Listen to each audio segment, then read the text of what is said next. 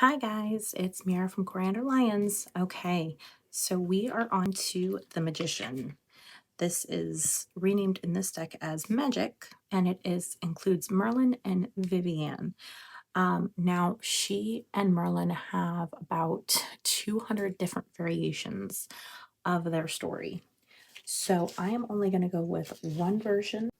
Like I said, there's about 200 different versions. So first we're going to start with what's in the guidebook, and then we'll go on to the summary. So in this, in the in the guidebook, it says, when we think of magic, we often think of Merlin. Framed as the influential advisor and wizard to King Arthur, Merlin fell in love with the winter of his life, fell in love in the winter of his life with the lovely Vivienne. In time, Vivienne used the very spells Merlin taught her to entrap him. Ultimately, the magic that empowered Merlin all his life had been undone by the one thing more powerful, love. So, the version that I found that I'm going to be more or less going over is not the one where so basically he knew that she wasn't in love with him.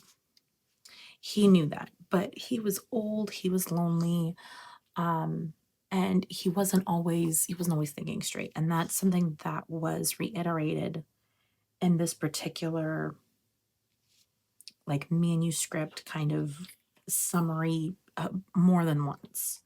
So it starts with Mark of Cornwall. So this is Mark of Cornwall was Arthur's enemy. He heard a rumor in Camelot that Lancelot and the Queen were carrying on an affair in secret.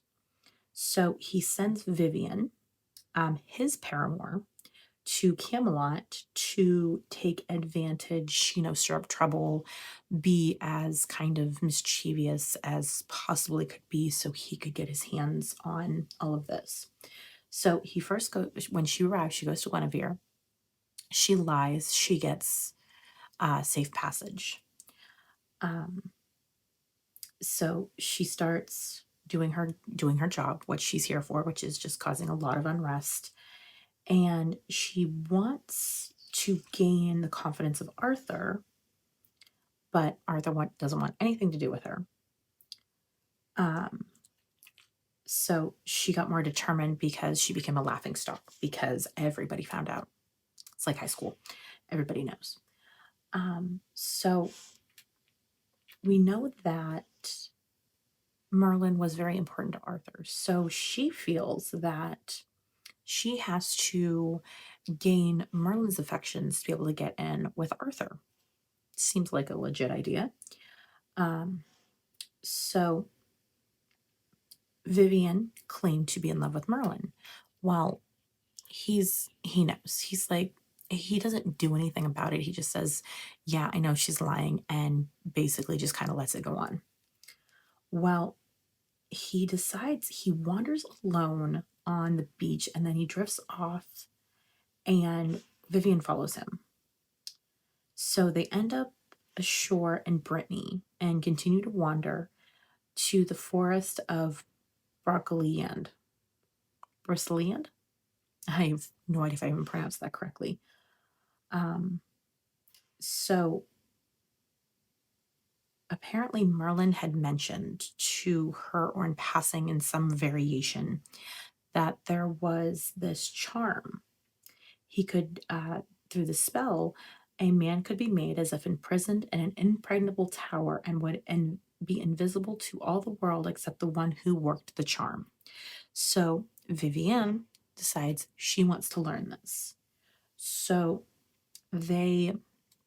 so far Merlin has just been ignoring her presence, like up until this point. Like, she followed him down the beach, she followed him onto the boat, she followed him through the forest once they landed, and up until now he's been ignoring her. But suddenly she is very adamant that he will no longer ignore her, and he starts to caress and kiss Merlin's feet and beard and talks to him about how much she loves him. And he still doesn't believe her, but he enjoys the the ego stroking that this beautiful woman could love him, even if he doesn't believe that. So she keeps trying to get him to share this charm, share the secret of this charm, because that will prove that she or he loves her as much as she loves him. He continuously refuses. This goes on for hours, and Vivian begins to use all of her varied feminine wiles to lure Merlin into her trap. She does everything that she can, and she even goes far as to sing. And Merlin nearly gives in, but he manages to keep his senses and continue to deny her. Then he tries to distract her. That doesn't work.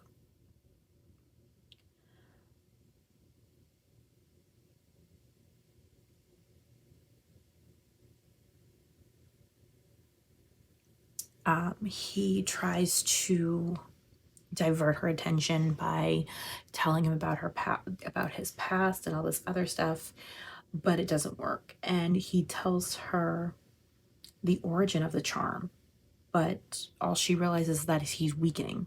So she pushes and she continues to push and do all of this. And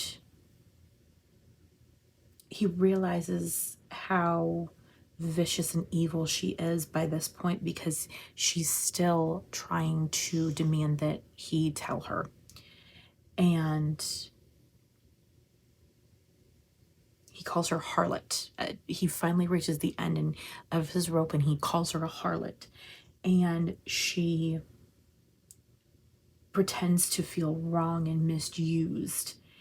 And there was supposedly an impending storm, and she throws herself at Merlin to be protected, because he'll somehow protect her.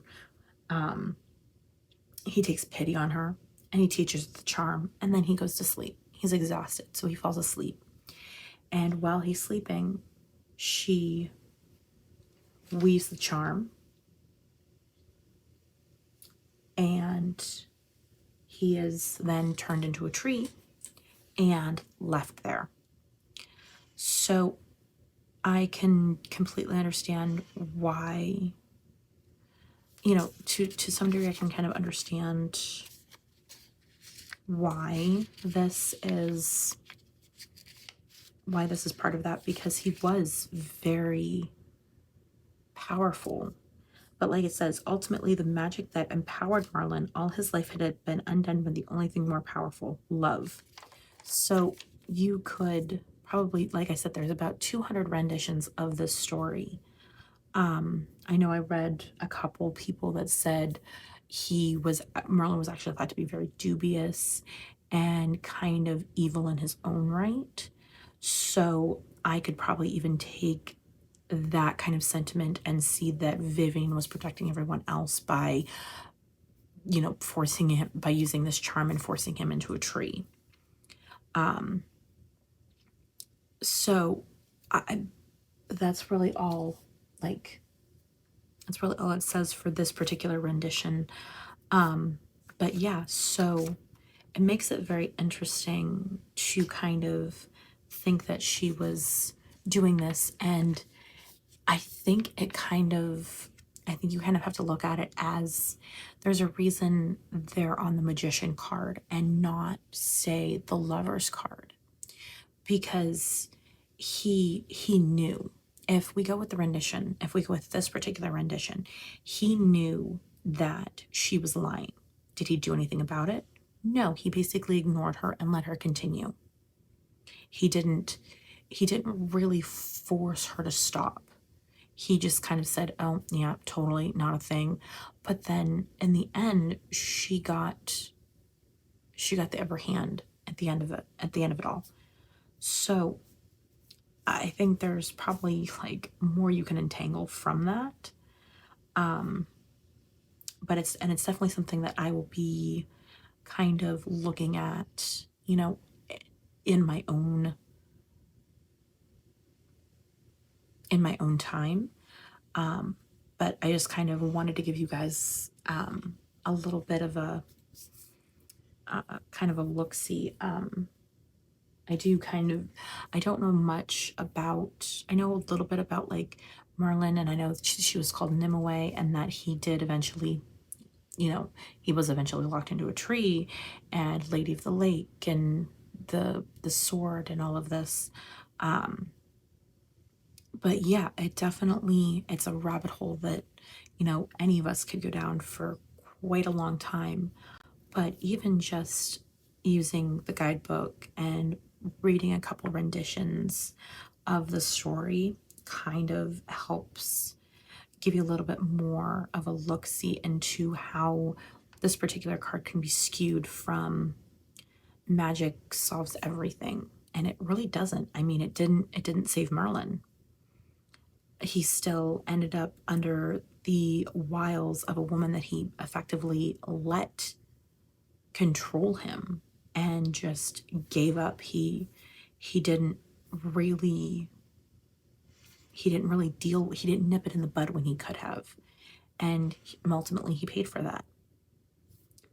Okay, so I think I'm gonna go ahead and leave this one here. I will be back with the High Priestess card in the next video, and right on top that is going to be wisdom. And I will do my best to find pronunciations for these because I cannot even begin to butcher these names. So thank you guys so much, and have a great rest of your day. Bye.